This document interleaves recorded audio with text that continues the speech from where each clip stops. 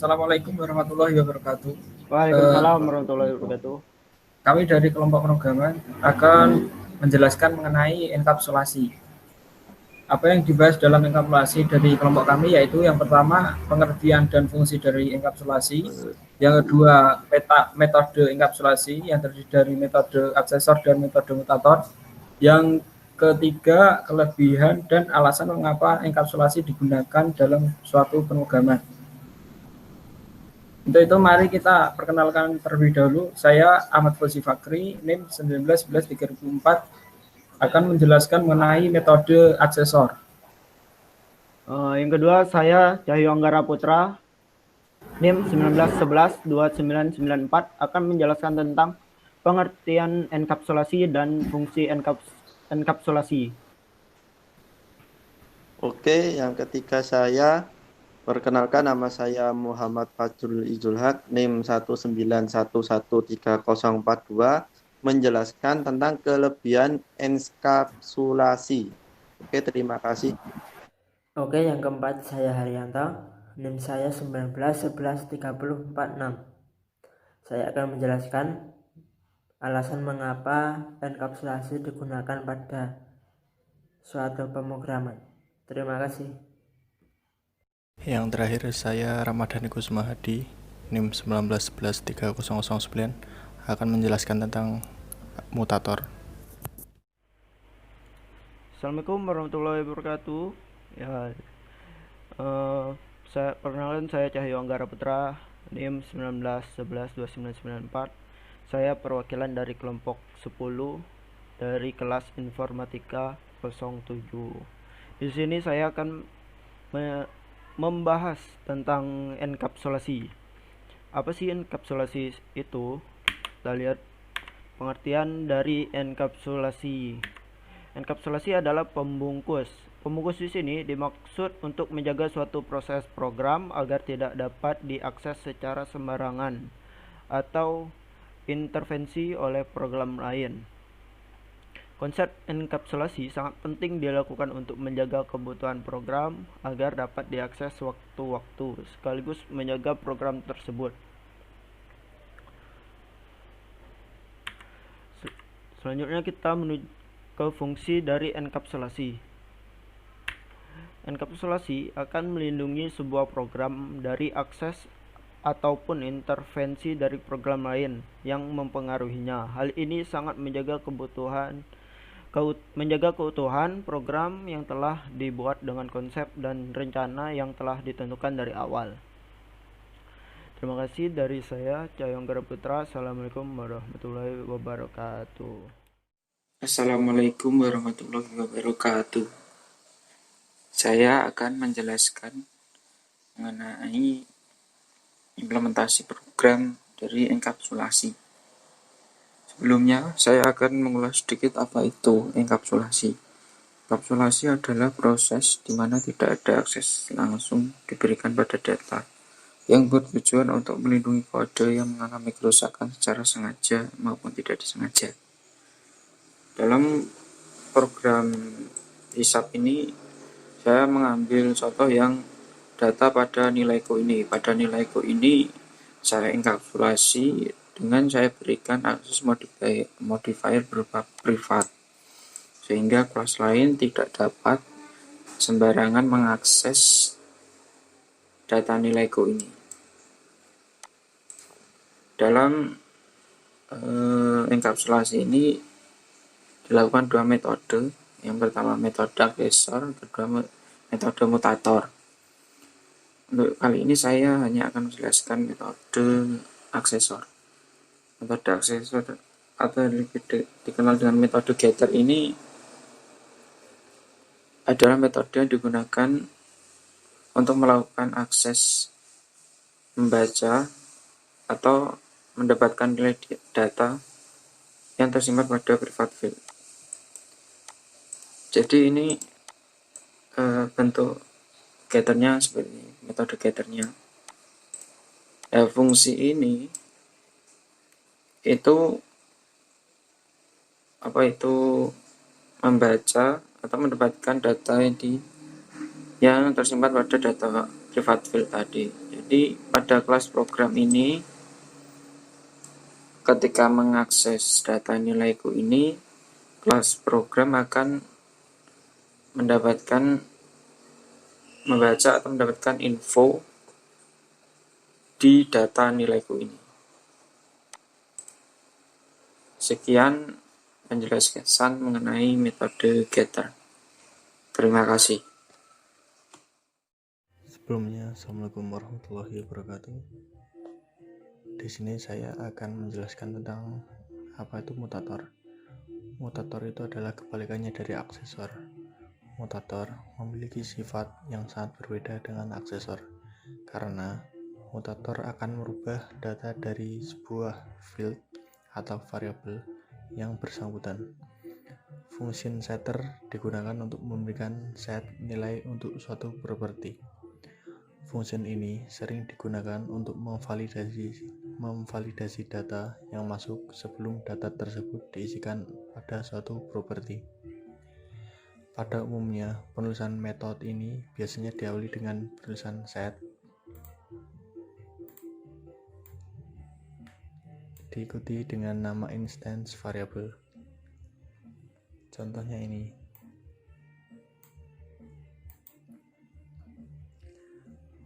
Public ini yaitu untuk menjelaskan bahwa metode ini bisa digunakan oleh objek luar kelas.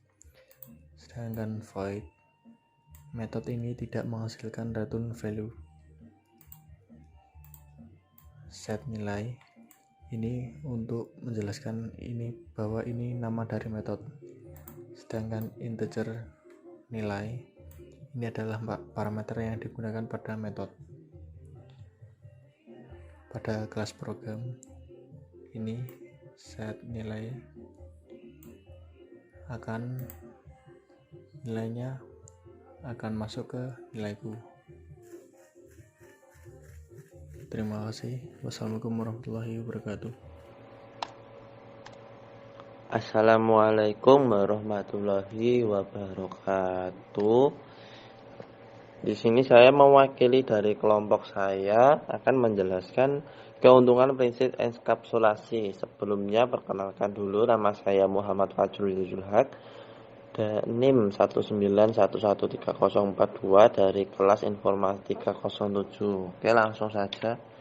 Sebelum menuju ke intinya, kelebihan dari enkapsulasi, kita harus mengerti dulu apa itu konsep enkapsulasi ya. Enkapsulasi dalam pemrograman adalah pengkombinasian atau pembungkusan antara data dan prosedur ataupun fungsi metode yang memanipulasi ke dalam sebuah objek pada bagian yang terlindungi sehingga data-datanya tidak mudah diakses langsung dari luar. Oke, intinya dari konsep ini adalah pembungkusan antara data dan prosedur. Jadi enkapsulasi itu adalah sebuah metode atau sebuah fungsi yang berfungsi membungkus sebuah data ataupun prosedur agar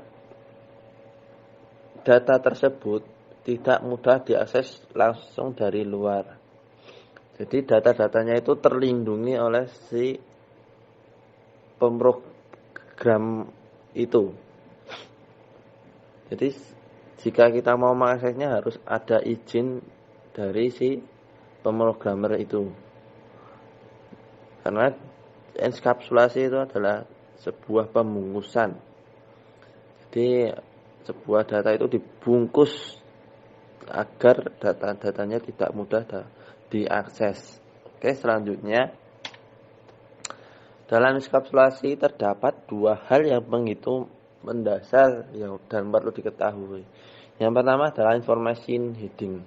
Dengan menyembunyikan informasi sebelumnya, programmer bisa mendapatkan jalan masuk menuju data member class yang termasuk diakses bisa atribut ataupun metode secara langsung dengan memakai objek yang sudah dibuat. Ini bisa terjadi karena hak masuk kontrol yang telah diberikan dan dimiliki atribut maupun metode yang berposisi di dalam kelas itu disebut sebagai public. Seperti yang sudah dijelaskan di atas, kita mampu menyembunyikan informasi kita dari suatu kelas yang membuat member kelas yang tidak bisa mudah mendapatkan jalan akses dari luar kelas tadi. Hal itu bisa dilakukan dengan cara memberikan kode akses privat saat pendeklarasian.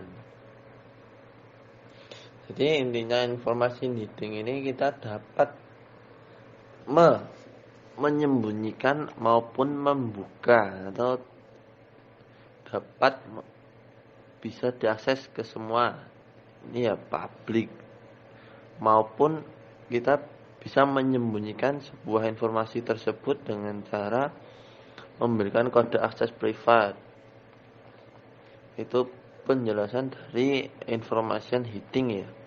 Oke, yang kedua, interface to access. Setelah selesai dengan melakukan informasi hiding kepada atribut yang terdapat pada suatu kelas, kita juga bisa melakukan pergantian atau perubahan kepada atribut yang telah kita hidden, yang yaitu dengan menciptakan sebuah atau antarmuka berupa metode untuk menginisialisasi nilai suatu atribut.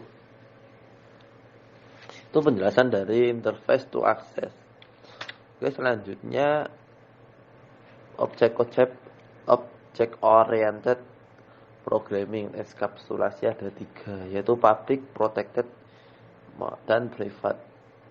Seperti yang tadi dijelaskan, yang tadi kan ada 2 hal yang mendasar yang perlu diketahui oleh kita ya sebelum kita melakukan enkapsulasi.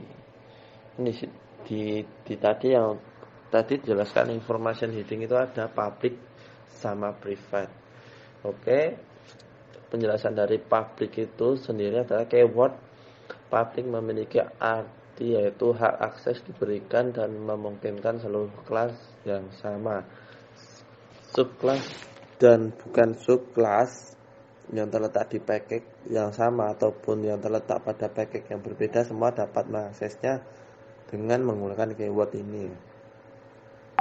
Jadi keyword public ini sangat bebas, bisa digunakan ke semua yang mengaksesnya. Tidak ada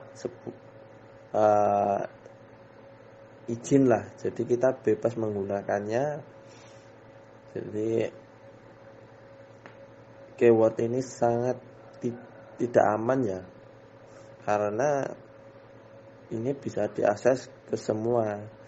Jadi kita jika ingin membuat program, jika gitu ada data-data yang penting, jangan menggunakan keyword public. Oke, yang kedua adalah protected. Keyword ini memungkinkan dapat diakses selama tidak merupakan non-subclass di dalam package yang sama, dapat mengakses semua variabel dan metode yang telah dideklarasikan. Oke, keyword ini jadi intinya dapat diakses selama tidak merupakan non-subclass. Jadi jika non-subclass ini dapat diakses jika non-subclass jika non-subclass itu tidak dapat diakses ya, karena di sini kan memungkinkan dapat diakses selama tidak merupakan non-subclass. Jadi jika tidak merupakan non-subclass itu dapat diakses. Kalau non-subclass berarti tidak dapat diakses. Oke, selanjutnya private. Memiliki hak akses yang sangat ketat. Merupakan keunggulan dari enkapsulasi private, yaitu hanya bisa diakses oleh kelas yang sama. Selain itu, tidak mendapatkan hak akses pada metode maupun variabel yang terletak dalam kelas tersebut.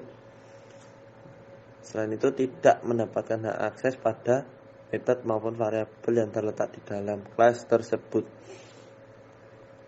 Jadi private ini sebuah fungsi yang sangat rahasia. Jadi contohnya sebuah programmer jika ingin membuat sebuah program atau sebuah project yang sangat penting atau data-data yang penting itu perlu kita memakai sebuah privat ini, karena privat ini adalah sangat ketat ya. Jadi jika bukan kelas yang sama itu tidak dapat diakses ya. Oke, sudah paham ya. Dari ketika itu public itu intinya bebas, protected itu melindungi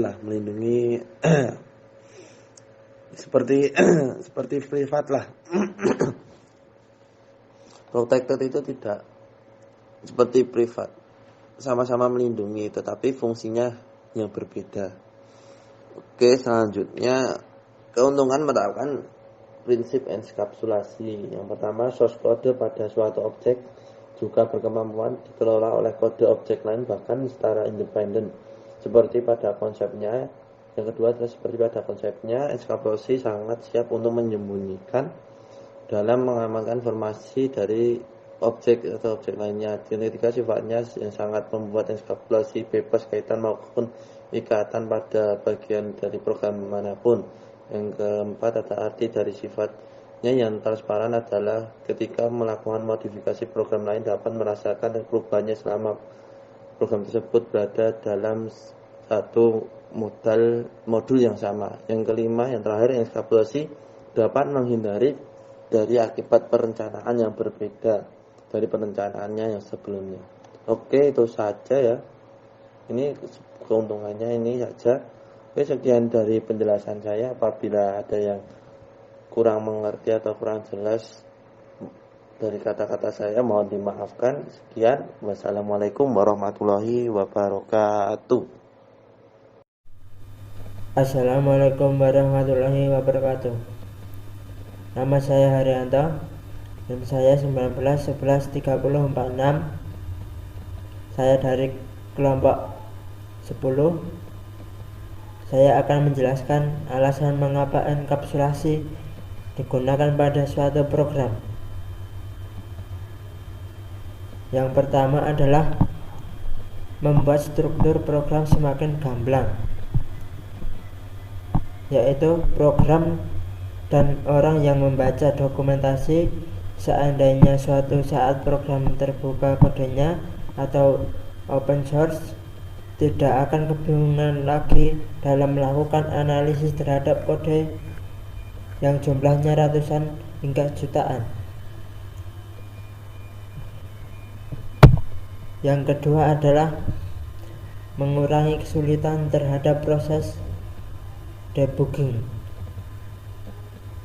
Dengan menerapkan konsep enkapsulasi berarti telah mendukung modularitas seutuhnya. Program besar dapat dipecah menjadi subprogram, berbeda dengan prosedural. Sepertinya mudah di awal, tetapi ketika muncul bug baru kita pontang-panting mencarinya. Apalagi saat menambah fitur, susahnya minta ampun. Ketika program mau dibongkar pasang, inilah keunggulan modularitas OPP yang mengusung enkapsulasi. Yang ketiga, tidak terjadi tumpang tindih. Misal, pengguna variabel di suatu metode atau kelas yang namanya bisa aja sama dengan variabel yang ada di metode atau kelas lain, antara satu dengan yang lain. Yang terakhir adalah melindungi listing program. Pada saat program didistribusikan pada khalayak, untuk melindungi listing program Anda dapat menerapkan prinsip enkapsulasi. Di sini pengguna hanya dapat menggunakan program melalui variabel input atau output yang didefinisikan tanpa disertai bagaimana proses yang terjadi di dalam modul tersebut. Sekian dari kelompok kami, kurang lebihnya mohon maaf.